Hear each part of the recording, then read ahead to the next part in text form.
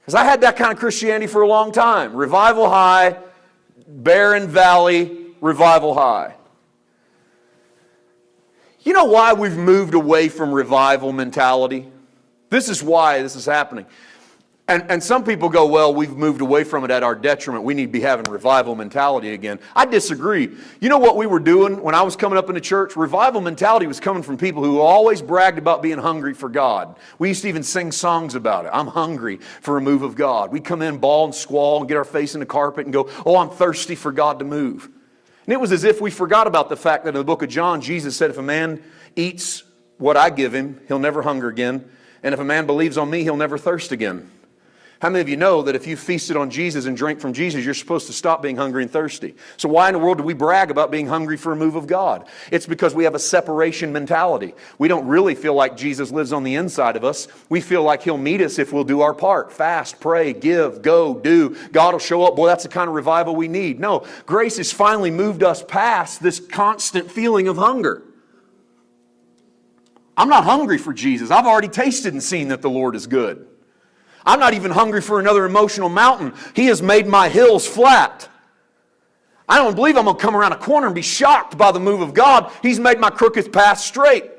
Now I have a responsibility to look over at my neighbor in the grace race and try to straighten out their path. And that doesn't mean straighten out their life. It means try to straighten out the path in front of them so that this race isn't as hard as we used to make it out to be. Listen, if your Christianity is tough, you're doing it wrong. I'm going to go ahead and say that again. Just straight up and down. If your Christianity is tough, you are following the wrong Jesus. How many of you know Jesus said, my yoke is easy, my burden's what? Is that in your Bible too? My yoke is what? Easy, my burden is light. I think one of the reasons we missed what He meant is because we think being yoked is being married. Be not unequally yoked, brother. That means don't marry a sinner. No, it doesn't. You didn't get down on one knee, fellas, and ask your wife to be your co-worker. She's supposed to be your lover. She's supposed to be who you are. When you yoke two oxen together, it's for purposes of plowing. Now, is that the kind of marriage you want?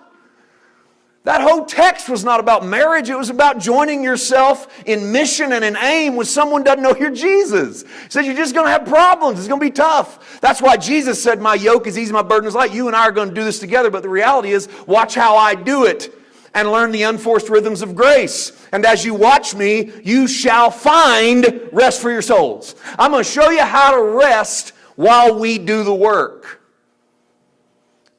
So your yoke partner is your work partner. You're yoked together with Him. Now, is that easy? Yeah. He's doing all the work. I'm just along for the ride. I'm learning a whole lot about me as He does the work. I'm learning about who I am as He does the work. But His yoke is easy and His burden is light. I think we've made this tough for far too long.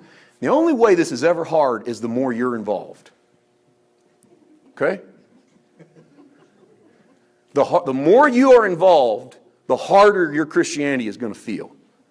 So if your Christianity revolves around the amount of chapters you read, the days you spend fasting, the amount of money you give to the Lord, how many times you obligate yourself to work at church, all the stuff that comes along with what we call church, that begins to bog you down, begins to wear you down. Christianity becomes difficult. So when I see people that go, man, this is a hard work, but I'm just trying to do it because I want to get home. I know people who've never had a real revelation of His love. They don't know about His finished work. And they are truly working as hard as they can. They're being honest with you. They're working as hard as they can. And their hands are heavy. Their knees are paralyzed. And they're falling behind in the race of grace.